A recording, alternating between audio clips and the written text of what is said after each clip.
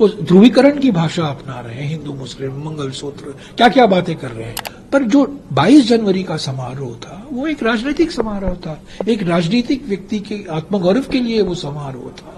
हमारी 2000 square kilometre जमीन पर कब्जा करके बैठा हुआ है।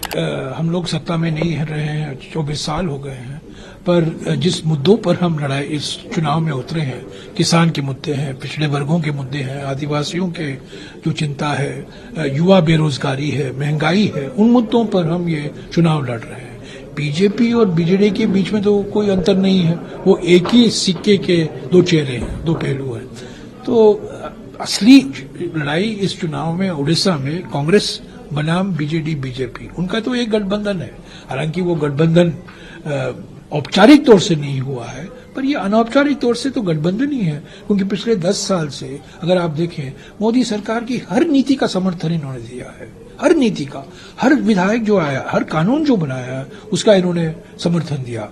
किसान विरोधी कानून, आदिवासी विरोधी कानून, जो पर्यावरण के सुरक्षा के लिए और वन सुरक्षा के लिए जो कानून बनाए गए थे कांग्रेस के कार्यकाल में, उसमें संशोधन लाने के लिए जो बिल लाए गए थे, भूमि अधिग्रहण कानून में संशोधन, इन सब सारे कानून, लेबर कोड जो लाया गया था जो श्रमिकों के खिलाफ है, इनके खिलाफ तो कोई आवाज नहीं उठाई बीजेडी ने।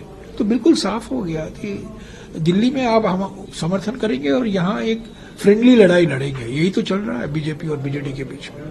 सर, आपने कहा एम्प्लॉयमेंट, फार्मर और भी बहुत सारे बेसिक मुद्दों पे आपने बात की, लेकिन बीजेपी एक राम मंदिर की बात करती है और बीजेडी पूरी परिक्रमा। हम बार बार कह रहे हैं कि हम राम के पुजारी हैं, हम राम के व्यापारी नहीं हैं। राम भक्ति हमारे समाज में है, हर एक भारतवासी के मन में, दिल में राम बसा हुआ है। पर जो 22 जनवरी का समारोह था वो एक राजनीतिक समारोह था, एक राजनीतिक व्यक्ति के आत्मगौरव के लिए वो समारोह था।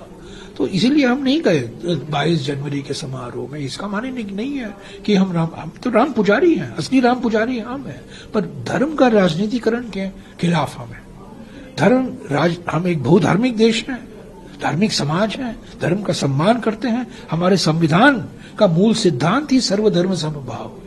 किसी धर्म के खिलाफ भेदभाव नहीं होना चाहिए और जो संवैधानिक प्रावधान है उसको पूरी तरीके से लागू होना जरूरी है। सर, मोदी जी ने रिसेंटली फर्स्ट फेज जब यहाँ चालू हुआ था उससे पहले एक रोड शो किया था और आने वाले में भी कुछ शेड्यूल है, तो कैसे देखते हैं? वो करते रहेंगे, पर बिल्कुल साफ हो गया है लोकसभा के चुनाव में वो तो आउटगोइंग प्राइम मिनिस्टर हैं। अभी 4 तारीख को उनको अलविदा कहेंगे, पद छोड़ेंगे वो, क्योंकि उनको जनादेश मिलने वाला नहीं है। 379 सीटों में चुनाव हो चुके हैं 4 चरणों में। ऐसा देखा जाए 2 चरणों के बाद ही साफ हो गया था कि दक्षिण भारत में बीजेपी साफ और उत्तर भारत में और पूर्वी भारत में और पश्चिम भारत में बीजेपी हाफ। 2019 में राजस्थान, महाराष्ट्र, गुजरात, मध्य प्रदेश, छत्तीसगढ़, झारखंड जैसे राज्यों में बीजेपी का प्रदर्शन था, वो बिल्कुल दोहरा नहीं पाएंगे, बिल्कुल दोहरा ना। तेलंगाना और कर्नाटक में भी हमारी सरकारें हैं और जो मैं कह रहा हूं ना, जो मुद्दे हैं, असली मुद्दे हैं। प्रधानमंत्री तो बहुत नकारात्मक प्रचार अपना रहे हैं, वो ध्रुवीकरण की भाषा अपना रहे हैं, हिंदू मुस्लिम मंगलसूत्र क्या क्या बातें कर रहे हैं। असली बातों से तो भाग रहे हैं।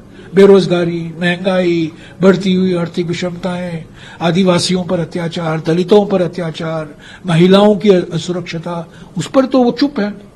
चीन से जो हमारा मुकाबला हो, चीन हमारी 2000 स्क्वायर किलोमीटर जमीन पर कब्जा करके बैठा हुआ है, उसके बारे में 19 जून 2020 को उन्होंने कह दिया कोई बाहर से नहीं आया और कोई हमारे जमीन पर बैठा नहीं है।